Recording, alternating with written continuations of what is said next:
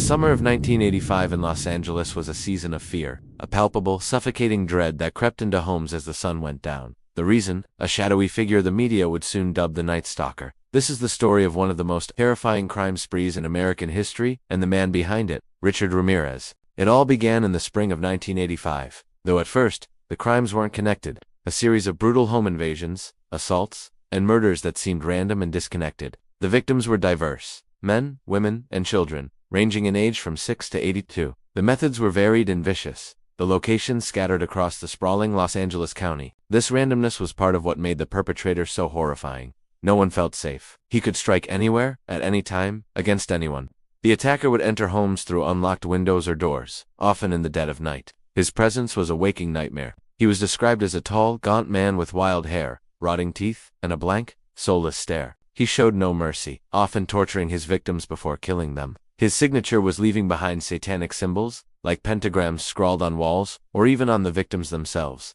This element of dark ritual added a supernatural horror to the already gruesome crimes, making the public believe they were being hunted by a literal demon. As the body count rose, the Los Angeles Police Department and the Sheriff's Department were under immense pressure. They formed a massive task force, but the killer was like a ghost. He left few clues, and his seemingly patternless attacks made him incredibly difficult to predict. The media frenzy was intense. Newspapers and television stations ran daily updates, plastering composite sketches of the suspect everywhere. The name Night Stalker became a household term, synonymous with pure evil. The city was on lockdown. Gun sales skyrocketed. People barred their windows, slept with lights on, and looked at strangers with suspicion. The carefree California lifestyle was replaced by a siege mentality. The Night Stalker wasn't just a killer. He was a psychological terrorist who held an entire metropolis hostage in their own homes. The breakthrough in the case came from a piece of technology that was relatively new at the time: the Automated Fingerprint Identification System, or AF. For months, investigators had been collecting fingerprints from crime scenes, but manual comparison was a painstakingly slow process. The Night Stalker had a prior arrest record for minor offenses, and his prints were in the system. On August 28, 1985, a single, crucial fingerprint was lifted from the rearview mirror of a stolen car that the stalker had used and abandoned. This print was fed into the AFIS database. The system worked its magic, and after what must have felt like an eternity, it found a match: Richard Ramirez, a 25-year-old drifter from El Paso, Texas. Suddenly, the nameless monster had a face and a name. The police immediately released Ramirez's mugshot to the public. It was a race against time to catch him before he could disappear or kill again. His picture was on the front page of every newspaper and at the top of every news broadcast.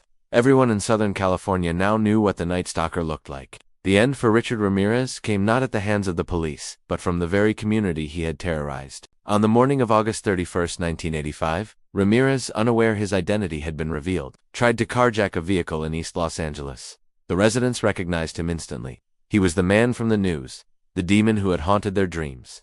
What happened next was extraordinary. A crowd of ordinary citizens, fueled by weeks of fear and anger, chased him down. They cornered him, subdued him, and held him until the police arrived. The chase was frantic, with Ramirez reportedly yelling, "Déjame en paz," which means, "Leave me alone." As the mob closed in, it was a stunning moment of civilian justice. The people he had preyed upon became his captors. When the police arrived, they found Ramirez being held by a group of heroic neighbors. The reign of terror was finally over. The arrest brought a collective sigh of relief that could be felt across the entire city. The monster was caught.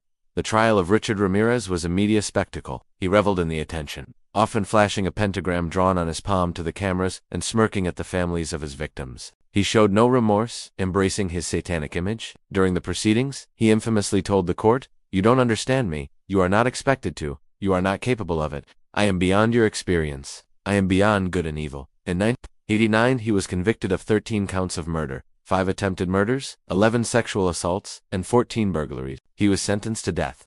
The judge, in his sentencing, told Ramirez that his crimes exhibited cruelty, callousness, and viciousness beyond any human understanding. Richard Ramirez never made it to his execution. He spent 23 years on death row, becoming a bizarre sort of dark celebrity, even getting married to a pen pal while in prison. He died in 2013 from complications of B-cell lymphoma. He was 53 years old. The story of the Night Stalker is a chilling reminder of the darkness that can exist in the world. But it's also a story of resilience, community, and the triumph of ordinary people over extraordinary evil. The fear Richard Ramirez inspired was real, but so was the courage of the citizens who brought him to justice. It is a chapter of Los Angeles history that serves as a testament to the strength of a city that refused to be broken by a monster in the night. Thanks for watching. If you're interested in true crime stories like this, make sure to subscribe to the channel for more deep dives into some of history's most fascinating cases. See you next time.